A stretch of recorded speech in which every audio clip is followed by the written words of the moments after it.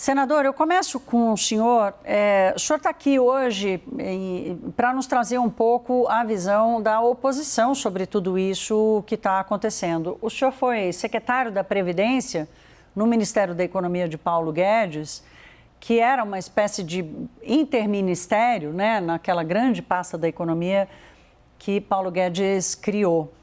E, ao mesmo tempo, também é uma liderança importante da oposição no Senado Federal. Então, a gente estava falando agora da possibilidade, por exemplo, da abertura da CPMI, dessa comissão mista.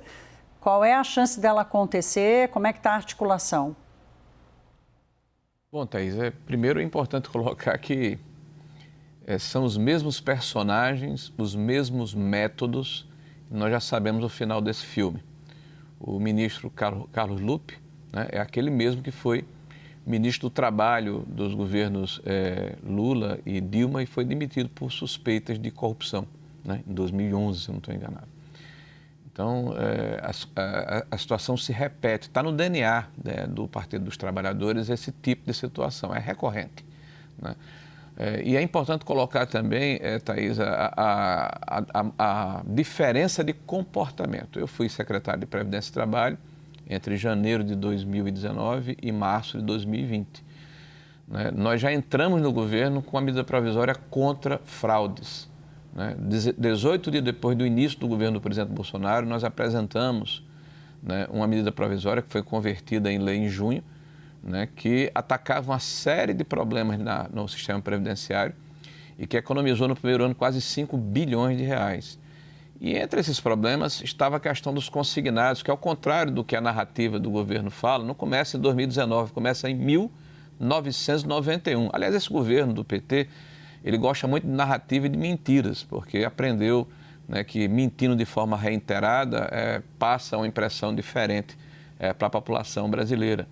Após a Constituição de 88, os aposentados rurais saíram do fundo rural e passaram a ter um salário mínimo, né? E a entidade mais importante nessa questão de consignados é a CONTAG.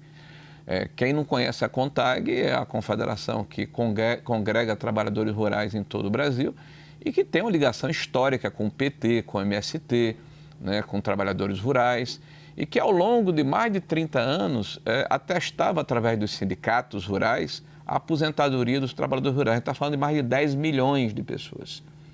E tinha mais de 1,5 milhão de associados quando nós chegamos. Então nós, por exemplo, definimos que era necessário uma validação anual, né, dessa questão da aposentadoria, né? E definimos também que a aposentadoria rural passava a ter uma outra metodologia, né? Seria a autodeclaração do cidadão que queria se aposentar, agregado a um laudo técnico das Imparnes espalhadas por todo o Brasil, como um processo de transição, e a partir de 2020, através do CNAE, que é o Cadastro Nacional de Informações Sociais. No processo de conversão da medida provisória em lei, houve um enorme lobby da esquerda e partidos ligados aos movimentos sindicais, e eles ampliaram essa questão, né, da autenticação para final de 2021, quer dizer, em vez de ser 1 ano, passou a ser 3 anos. E tem uma série de emendas do PT e dos seus aliados contra essa autenticação e contra a mudança da metodologia, né, que passava a ser mais estreita, mais escorreita para a concessão do processo de aposentadoria. Senador, então, eu acredito, Thaís, só para lhe responder, eu acredito que é importante a CPMI. É essencial a CPMI. E nós temos já as assinaturas no Senado, como você anunciou, tem quase 30, não 27. Já temos mais de 100 assinaturas de deputados, de 185 assinaram a CPI. A próxima semana a gente vai conseguir o número suficiente. E ao contrário do regimento da Câmara e do Senado, o regimento congressual determina que com a leitura da CPMI no início da sessão congressual, né, ela passa a ser instalada automaticamente. E nós, é evidente, nós vamos trabalhar para só haver sessão congressual se for instalada a CPMI.